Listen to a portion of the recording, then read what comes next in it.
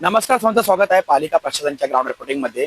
आज नवी मुंबई महानगरपालिकेची पहिली महासभा होत आहे आणि काही वर्षांपूर्वी किंवा काही महिन्यांपूर्वी जे नवी मुंबईचे शिल्पकार स्वतःला म्हणतात किंवा जे आहेत असं जनतेचं म्हणणं आहे किंवा ते लोकनेते आहेत असे गणेशजी नाईक, आता सध्या कॅबिनेट मंत्री भारतीय जनता पार्टीचे, त्यांनी एक वक्तव्य केलं होतं की नाईक परिवार कधीच महत्वाची जी पदे आहेत ती ग्रहण करणार नाही।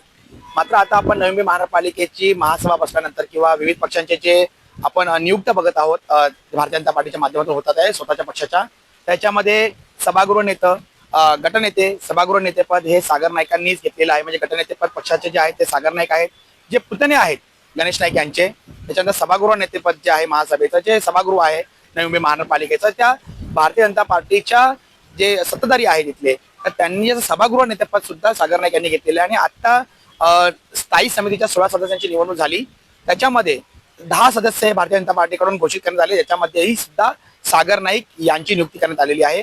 कदाचित सागर नाईकच स्टँडिंग कमिटीचे म्हणजे स्थायी समितीचे पुढचे सभापती होऊ शकतात असंही सांगितलं जात आहे किंवा अशी चर्चा व्यक्त केली जात आहे, अशी अपेक्षा व्यक्त केली जात आहे त्यांच्या पक्षाकडून, किंवा असं वक्तव्य किंवा अशी चर्चा आहे संपूर्ण संबंधित महानगरपालिकेकडे।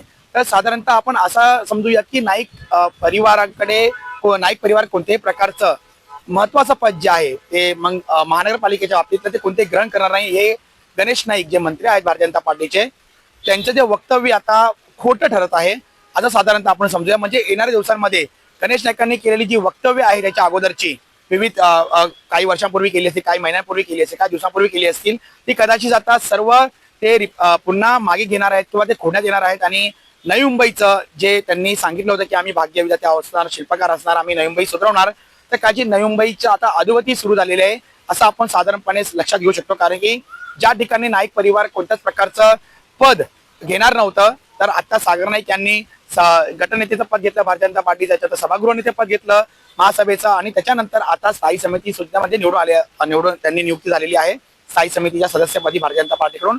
आणि असंही बोललं जात आहे की आता ते स्थायी समितीचे सभापती पण तेच होतील। धन्यवाद।